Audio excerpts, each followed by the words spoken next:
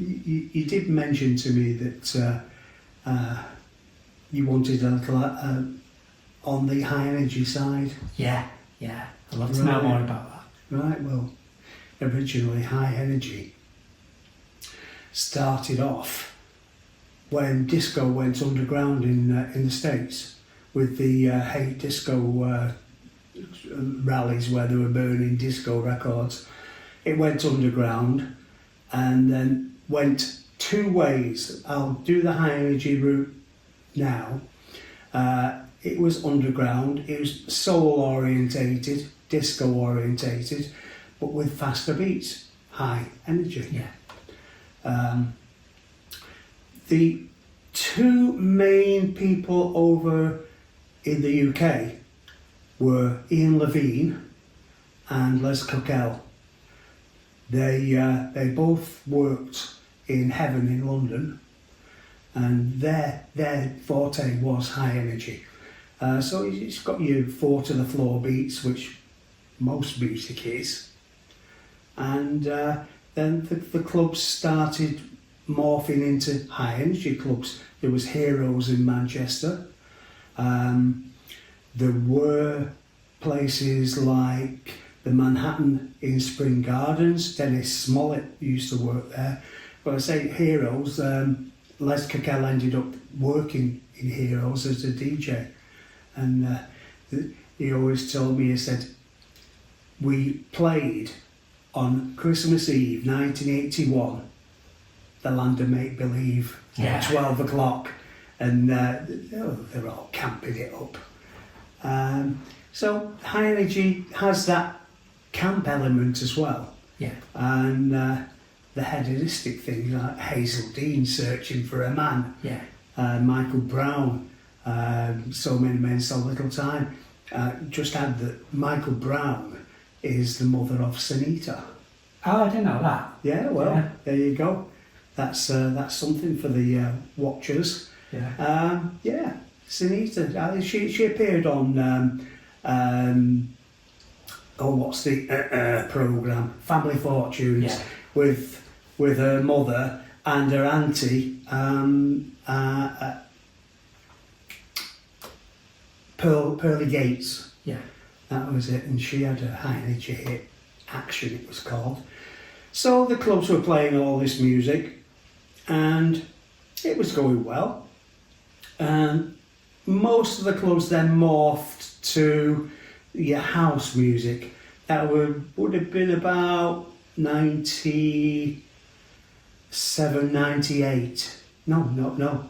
I'm getting my decades mixed up. 87, 88. Yeah. And then, I did have some of the early house music tunes and was playing them.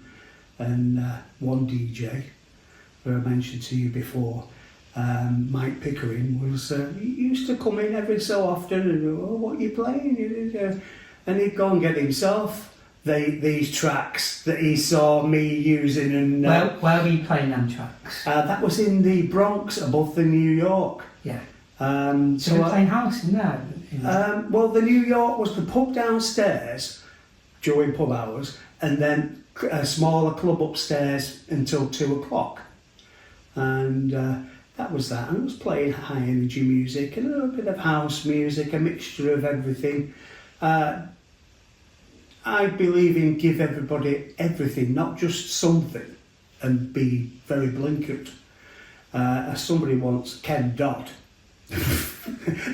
Not really. You never set out, well, I never set out to do a particular night, one thing followed by another, the same every night. I like to mix it around and invite people to ask for what they want.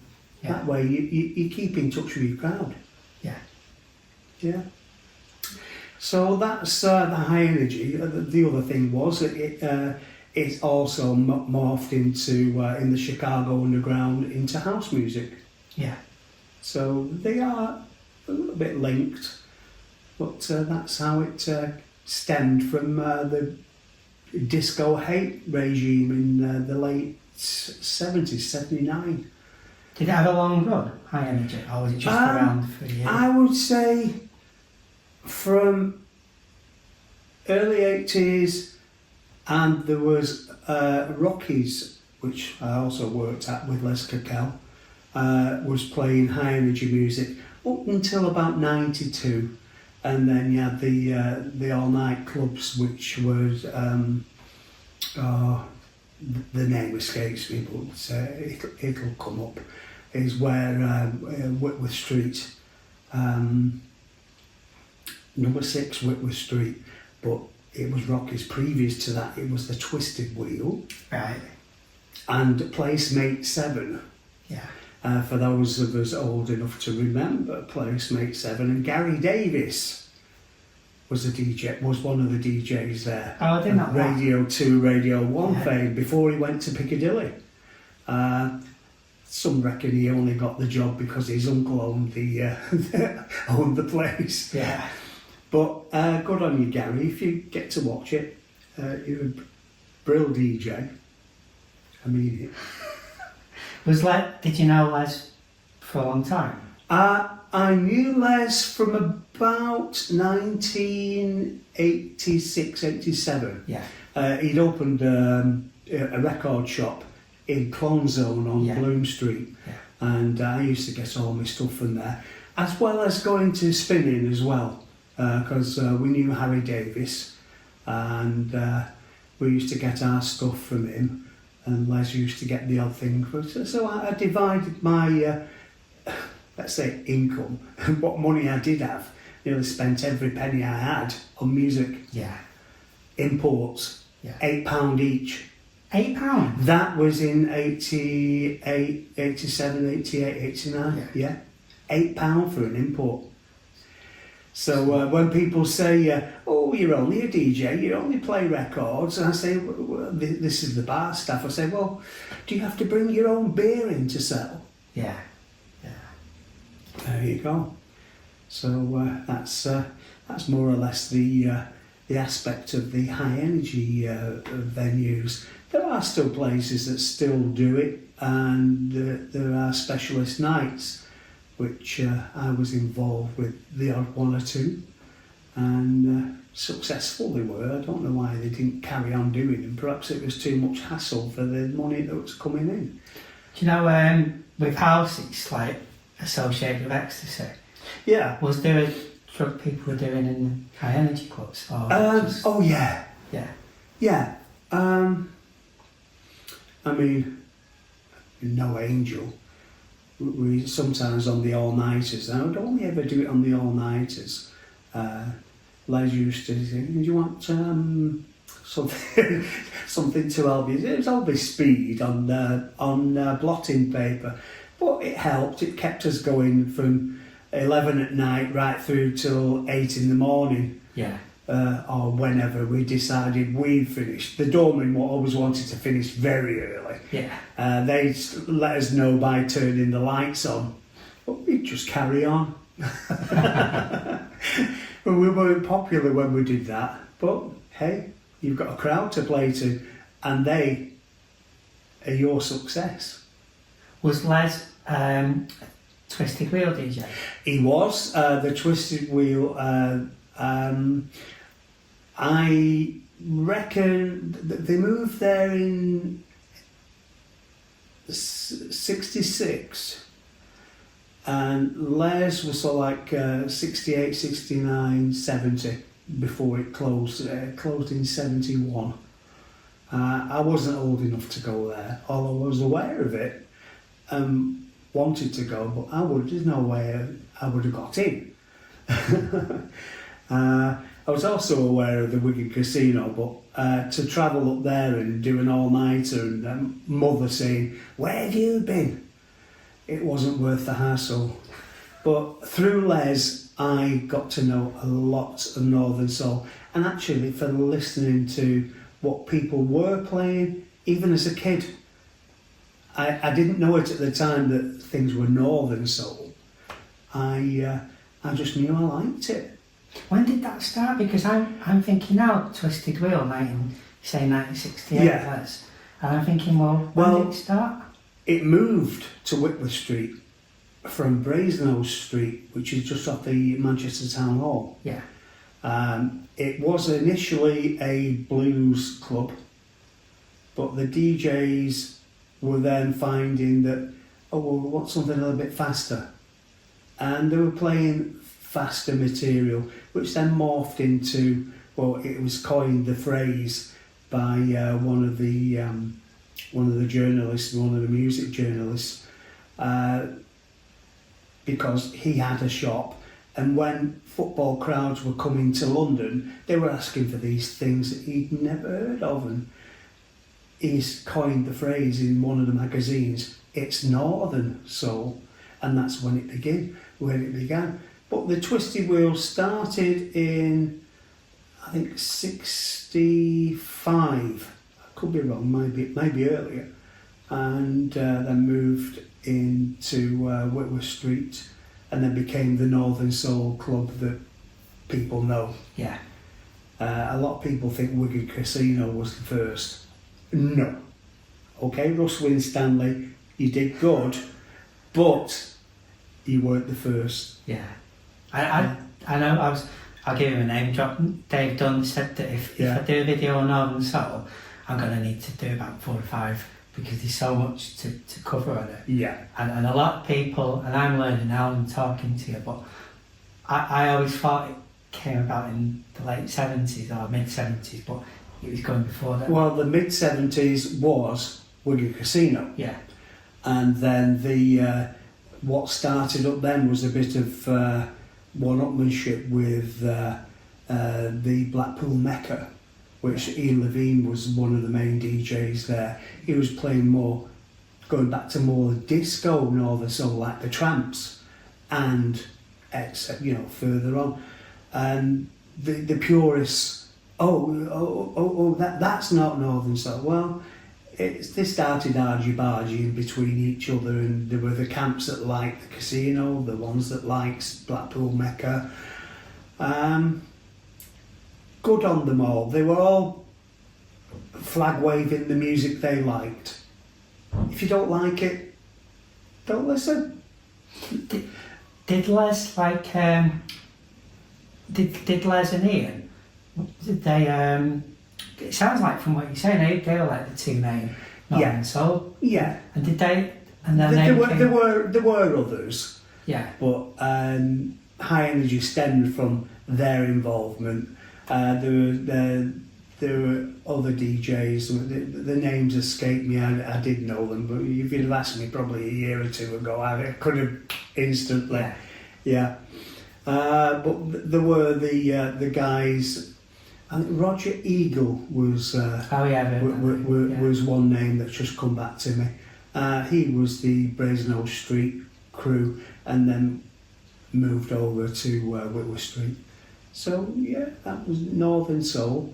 But myself, I think Levine and Les, and you've got the likes of Colin Curtis, Kevin, what's his name? Anyway, it's irrelevant. Yeah. And Richard Serling. Yeah. They were all doing their thing, and they had the followers. So Ian and Les have gone from... Kev Roberts, that's it. Oh yeah, it's been it. Yeah. Well, no.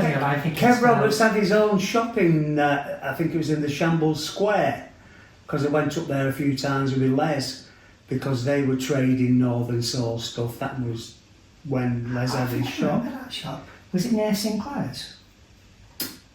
I wouldn't know. As you went into Shambles Square from the Marks and Spencer's side, you'd go on the left, and Kev Roberts had the shop there. Yeah. And I think he was involved with Beating Rhythm as well. I mean, don't quote me on that. Don't quote me.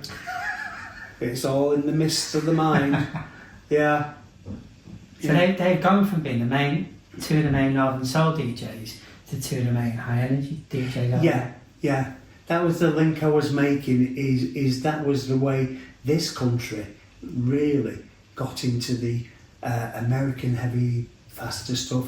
There was a lot of German and Italian things. There was the Belgian stuff as well that was quite good. A lot of it written by a guy called, now don't laugh, Phonic Wolf. Yeah, that's a name to conjure with. But yeah. So with house music, like fast forward, there was a lot of people ignore the European connection, but there's obviously Chicago house, wasn't there? Yeah. Well, the European thing.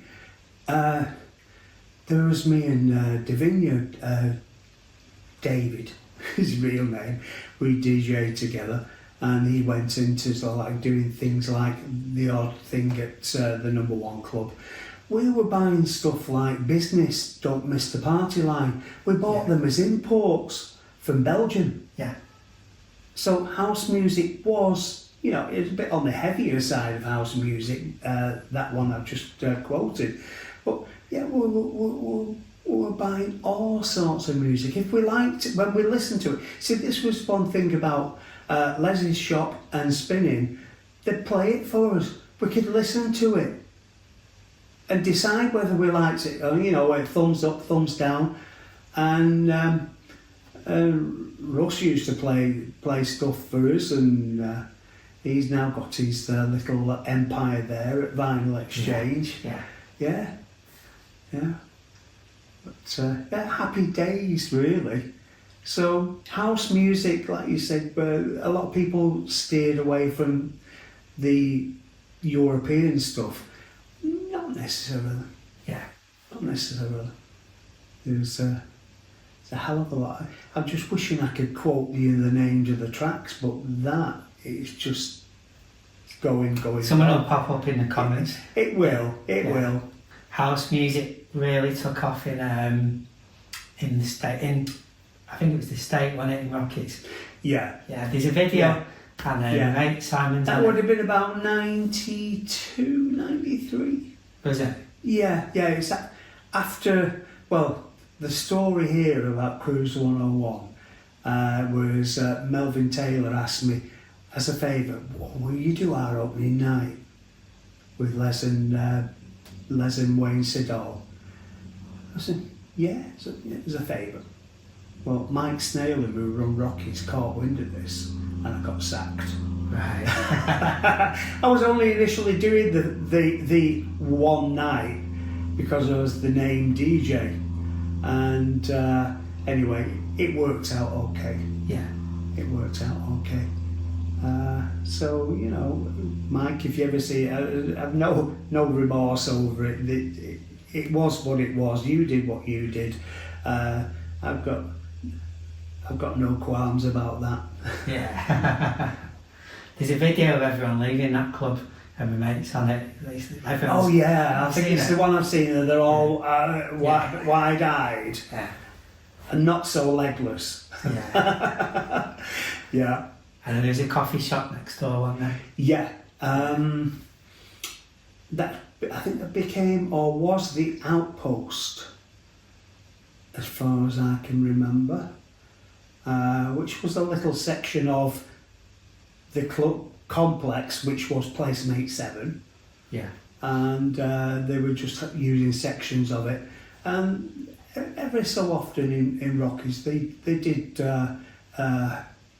Twisted Wheel reunion nights. All right. Because it was one of the original buildings. Yeah. And Manchester Council, my thing with them over the building, let's say the building, because it was an iconic building. People came from around the world to visit the original Northern Soul venue. Yeah. Manchester Council weren't interested in it. There's plenty of Northern Soul venues all around, but there wasn't the first. Yeah. The same with the Hacienda. It was unique. Okay, it had its problems, which eventually led to its closing down. May I just add, it wasn't unique to the Hacienda. The Twisted Wheel saw its end because of the drug use. Did it? Yeah. I didn't know that. Oh, yeah. Yeah. What drugs were it? Amphetamines? Well, amphetamines, blueies, uppers, downers, and the such like. Now, Les told me a story about he was in his car and he was going home. It's when he lived in Settle, and he said we got stopped by the police, and he's thinking, oh, I've got some in the glove compartment. So they didn't search, but yeah, it went on. It went on. And so there was like gangsters involved in the I didn't know about any gangster involvement in you're thinking of the Twisted Wheel. Yeah, I'm thinking, is that because you said that's why it closed? Well, or was it just the no, police? it was because of the drug use, and there were those that just didn't want it. Yeah. It still goes on today, not in my backyard. Yeah. There was a venue in the Northern Quarter recently. The locals tried to shut it down because it was noisy. Well, I say to you, if you don't like the sound of cows mooing, don't move into the countryside. Make my point? I'll have to get a picture of a cow to come up. Yeah. Slot that in. Yeah. So, right, where were we? Guide me back to the... So you just saying like why the Twisted Wheel closed down and it's because of drugs. Would that be like the police started to clamp down on it, or...? It was police and licensing. I think they lost the licence. Yeah. Although, really, they never sold any alcohol. Yeah. It was a dry joint. You could have your soft drinks and what have you, but the drugs came in to keep people going and doing the all-nighters and such like. Unfortunate, but it had to come to an end. Yeah. Yeah. I think we're hitting the half hour spot. I say this every time, and I should. Yeah. I think I need a clock near me so I can see. But I always end them with. I feel. I think I'm going to say, because I want to know. Give me a high energy track that I can listen to later on. Give me your favourite high energy track. My favourite one is Your Love by Cicely Foray. Yeah. And it was the one that was issued on the Megatone label. It was a remix, not too far away from the original. The Ultimix it was called. And the other one, which is a favourite of mine, and was the first one we played in Cruise 101 on the opening night. What we did, there was background music, and we brought this one in, and it started off low, and there was a section of it when it just goes bam, bam, bam. We played it low and then raised it for that. Yeah. And the place went up. Yeah. Because they knew it from the Rockies days, and then from then on it went on and on, different DJs, different music, and it's morphed into the place it is now. Yeah. If I give it the date, I think it was the 2nd of June. Don't quote me, 1992. I know it was 92. Yeah. But it was either the 2nd of June or 2nd of July. No, it's too far away from American Independence Day. I would have known that. It was a Thursday night. Yeah. That was the opening night. Yeah. So thanks so much. I call high tech here. I'll just stop recording. Oh.